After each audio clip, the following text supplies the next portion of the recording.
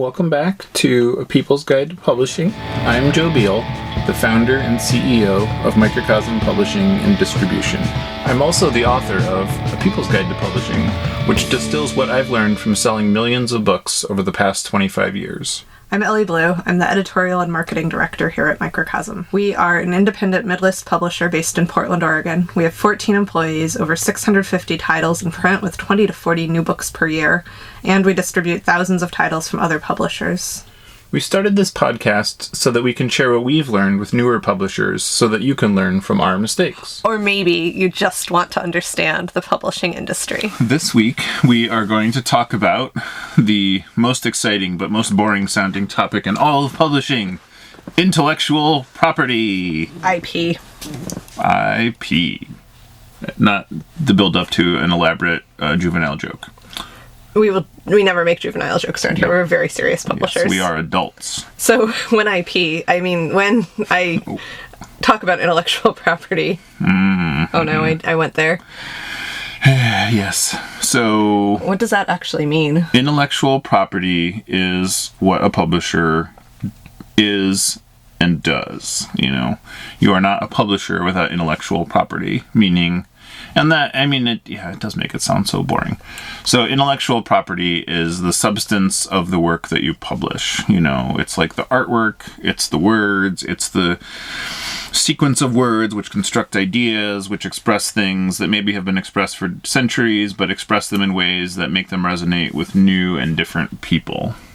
That is the value of intellectual property, is that you can really get things through to a new audience through various kinds of packaging the books and various kinds of expressing the ideas and various kinds of putting them into different kinds of venues, retailers, platforms where people would find them. So what is a piece of intellectual property?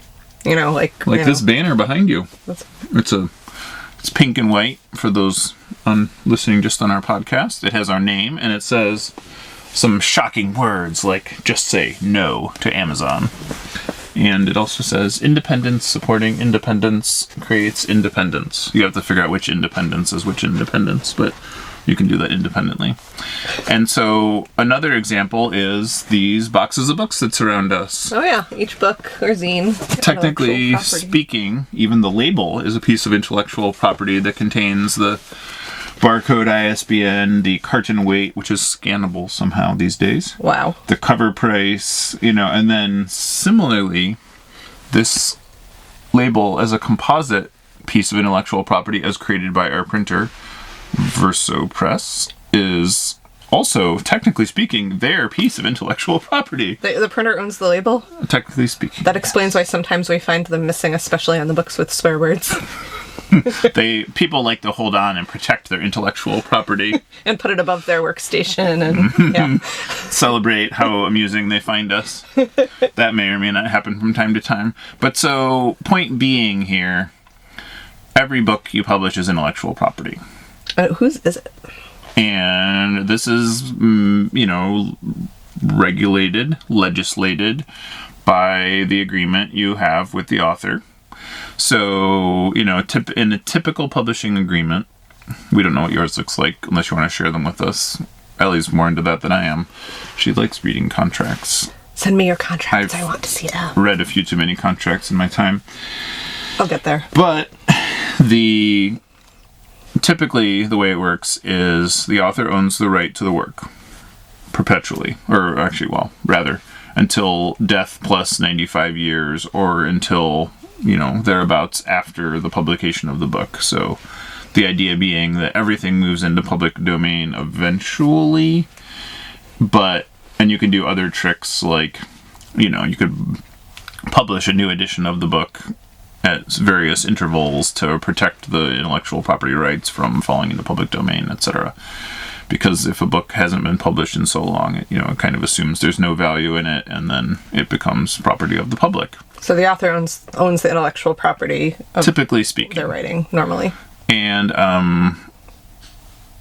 similarly, if you performed a work for hire, and your contract said that it belongs to the publisher, like, say, I don't know, a good example of this. Travel book authors often have to do that. That's a good example. If you're writing, like, you know, the guide to Eastern Washington or best waterfalls of Northwest Idaho, you know, you can, you know, that kind of work typically is you're paid a lump sum. It belongs to the publisher. And mostly that's just because, you know, the amount of work that they put into it is much greater than the amount of work the author puts into it. Yes, authors, I know you're going to push back against that statement. It is a lot of work. Yeah. It's a lot of work for all parties involved, but it's just a lot more work to handle the production of something that, you know, contains things like has to make maps and has photographs and, you know, things of that nature. And so, you know, another example would be like corporate publishing, like, you know, when you have something that is like forklift manual for forklift.com or whatever, you know, like that isn't going to be work that the author owns. It's going to just be work that they get paid once for and then is, you know, essentially technical writing. So the copyright would belong to the publisher. And so... Or if a publisher has like in-house staff producing content, then the publisher would own that. Typically, but that has to be specifically stipulated in the contracts. Otherwise, it does belong to the person writing it. You know, so you have to have like a boiler contract that's like any text you produce here belongs to your employer versus, you know, blah, blah, blah. So, and then similarly with artwork, which is kind of weirdly even more protected under intellectual property laws. So, you know, all this is to say, like, the entire purpose of a publisher is to make that intellectual property more valuable than it is if it just sat on a shelf or if the person wrote it and it, you know, just came into existence without the publisher. If a publisher can't do that, there is no reason for that publisher to exist. That is their job. And it's to protect it from things like bootlegging and, you know, use that is not licensed, or, you know, we run into this all the time where, you know, like, for example, the Willamette Week, a weekly newspaper, used our logo as clip art without permission. And then when I pointed this out, that this was in fact our logo, their argument was, but I see it everywhere.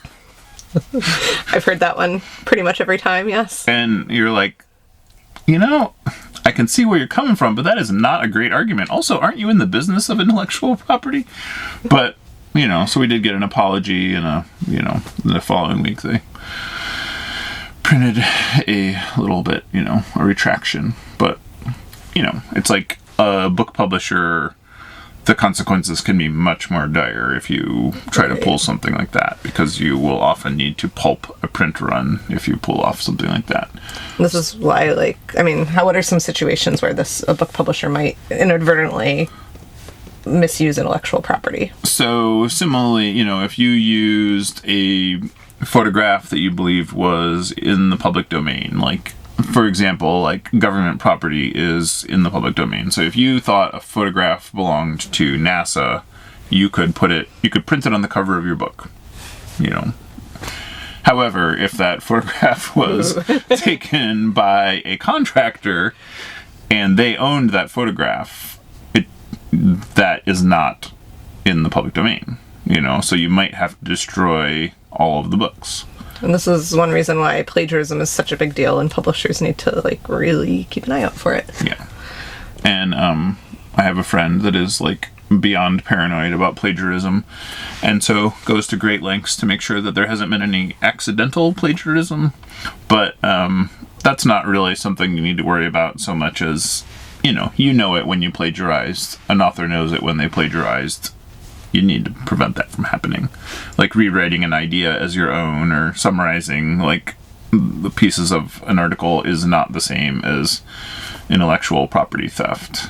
I mean, you could certainly do that in an unethical way where you could literally rewrite an entire article and then put your own name on it where you did none of the legwork. And we've definitely had authors like submit other people's work to us and be like, I'll get their permission. Right. And you're like, this is not a great, you know. I mean, we had a book submitted to us recently that was literally, the proposal was that they wanted to reprint 14 articles by other people as a book with their name on the cover. And we were like, well, why would this exist as a book? And they were like, oh, okay, well, if you can give me enough of a budget, I can contact them all and license the work from them. And you're like, but why were you involved? Why would this be a book? Why are you... It just doesn't make any sense, you know? And so, you know, fundamentally, a work of intellectual property is only functional if it's coherent, you know? If it has a purpose to what it's bringing to the universe, you know? You don't make things... Or, well... You make things for the purpose of making things. You can print a Jane Austen novel on a scarf and people will buy it. Yeah, and that is a great example of, like, public domain works, you know, that, like, are printed, you know, endlessly by all kinds of places. However, if you're making a new work, there needs to be a reason for that new work to exist. It needs to be, like, a contribution to culture. Otherwise, why are you doing it? Another rookie mistake I've seen publishers make is using authors' intellectual properties outside of the stipulations of the contract. Pretty common, yeah. Like, say you have a bunch of short story collections, and as somebody recently contacted us and wanted to create a volume that was took stories from various of the short story collections, we looked at our contracts with the authors, and, you know, our contracts were like an email with 4 points, but still it stipulated, like, we can sell your story as for translation as part of this volume, but not as an individual story. So we had to contact all the authors individually, get their permission, set new terms, like, you know, make sure there was new language agreed upon. They all said yes. Right. But if we hadn't done that, you know, they could rightly have... Right. I mean, it can revoke the agreements you have, you know. And so, you just... And, and it's, again, like we talked about in the contracts episode, you really want to... Just everybody needs to feel like they're getting a fair deal, you know, and you don't want your authors to be, well, sometimes your author will be surprised because they won't read or understand the agreement, but you don't want your author to be surprised when you go outside the bounds of the agreement. So, like, say you have a book that's illustrated or a comic book, can you print that art on a mug, for instance?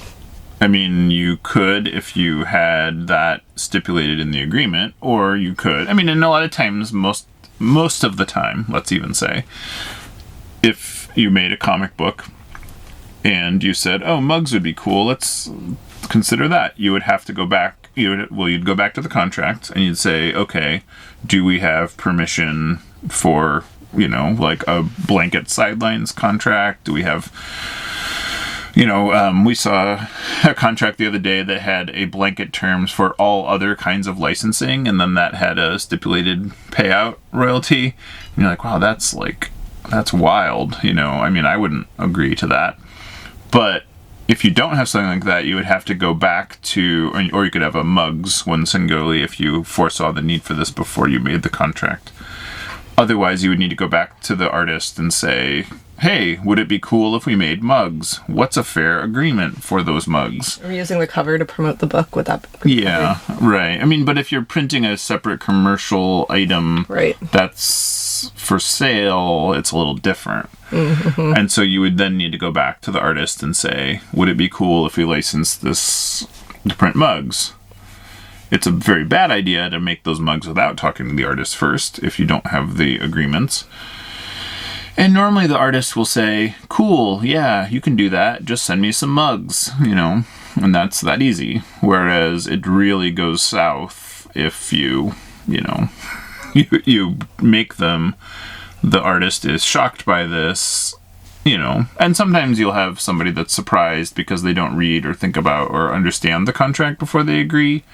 But you don't ever want a circumstance where somebody is shocked or upset because you violated the contract.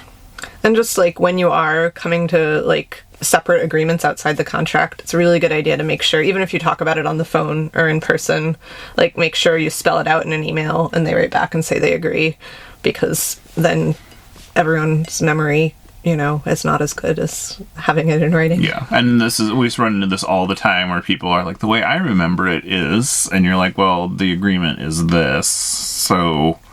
This is why we have the agreement, is so we're not relying upon your memory often years after the fact. Yeah, we've literally had people like write to us and be like, I never gave you permission to do this. And like Joe goes through his file and finds the letter that they sent where they were like, I'm so excited that you're doing this. Please keep doing this.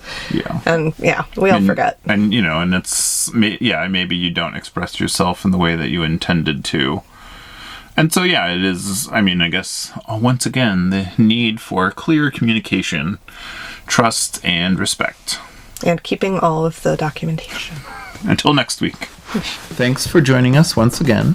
Please send your questions to podcast@microcosmpublishing.com so we can answer them on future episodes.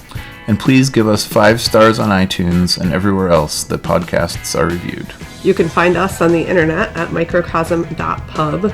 On Twitter at Microcosm. On Facebook at Microcosm Publishing. On Instagram at Microcosm_pub. And here in Portland, Oregon on North Williams Avenue. Thank you so much. Have a wonderful week.